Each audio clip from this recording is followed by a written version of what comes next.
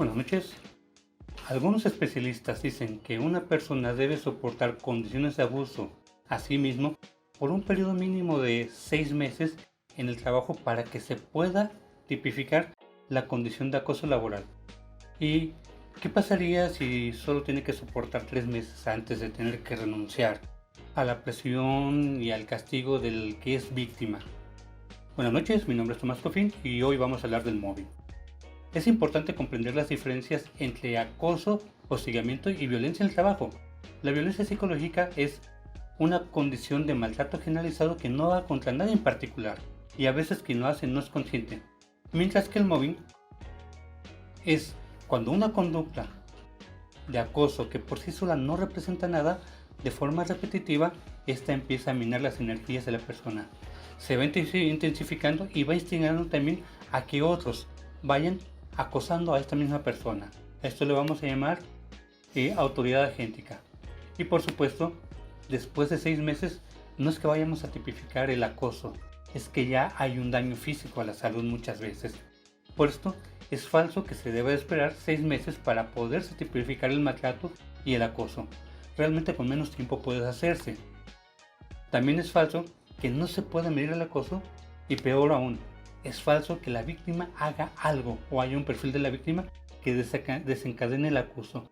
A esto lo conocemos como error de atribución y es importante tenerlo muy en presente. ¿Por qué? Porque no hay un perfil de la víctima, pero sí la decisión de un agresor de abusar de alguien porque está en una posición de poder. Entenderemos uno, para que lo tengas presente. Hablamos de acoso laboral cuando es entre pares y hablamos de hostigamiento laboral cuando es un superior hacia un subordinado y que además incita a otros. En un momento dado, en este periodo de tiempo, vamos a ver cómo, a través de las siguientes 4 etapas, se va a dar este proceso. 1. La cuestión del hostigamiento del acoso que va encaminado a destruir la seguridad y la resistencia de la persona frente al abuso.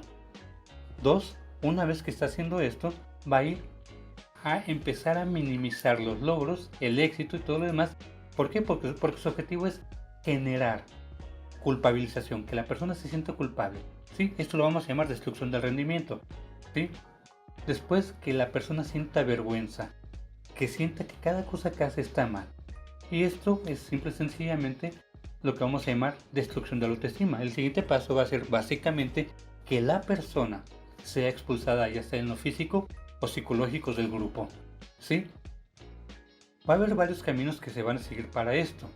Acciones contra la reputación de la persona o de carácter personal o profesional, acciones contra el desempeño laboral, exageración de las fallas, cuestionar sin fundamentos la decisión de una persona y no dar el reconocimiento correspondiente, aislar a la persona, tenerla separada de todos los demás, no asignarle tareas o que sus tareas sean ambiguas, sus responsabilidades poco claras, darle tareas sin sentidos o tarea muy por encima de sus capacidades.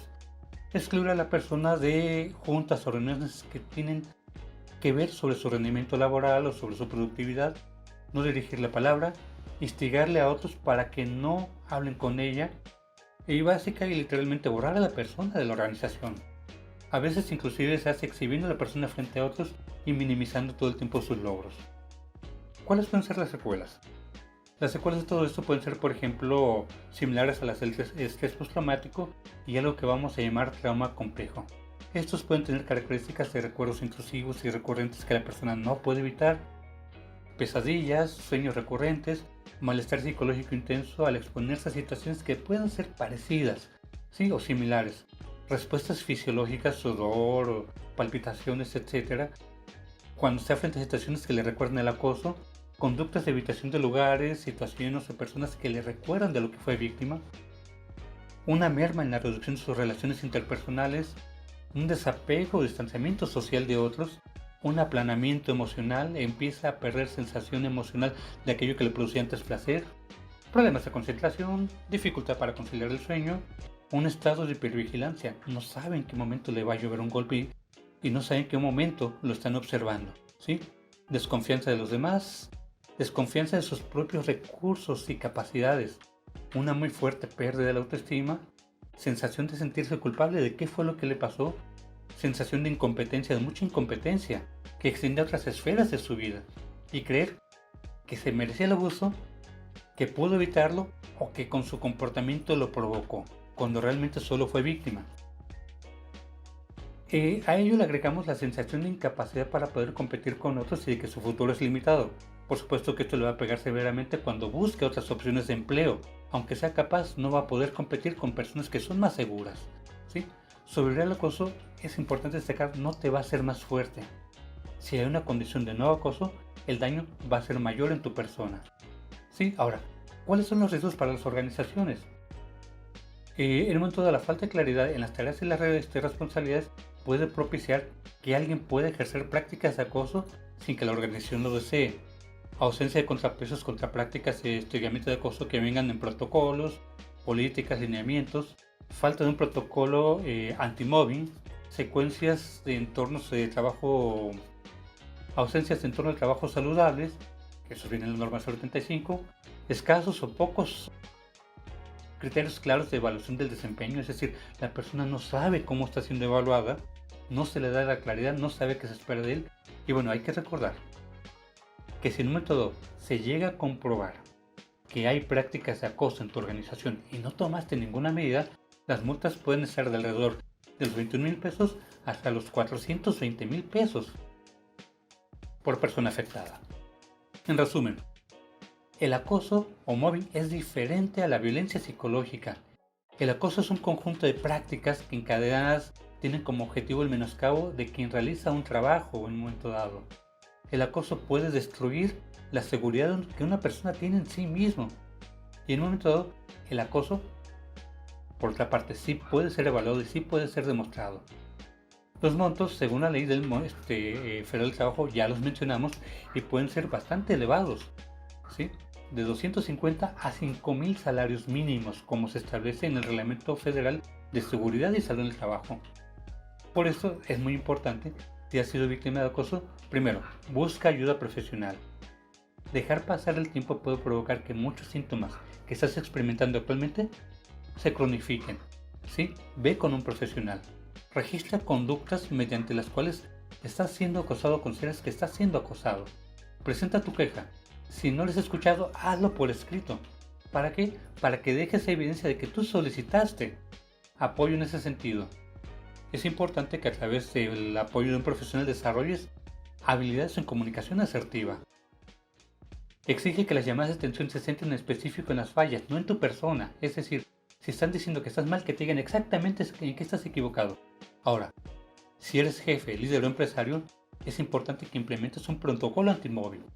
Asesorarte de un profesional para que, si hay o no hay mobbing, este pueda validar en un momento dado su existencia o la nula presencia de esta. Asesorarte legalmente para saber cómo proceder en los casos comprobados de acoso laboral. Y en un momento dado, digamos, es importante que contemples que hay secuelas, ya sea porque a lo mejor tienes un jefe que no supo manejar esto.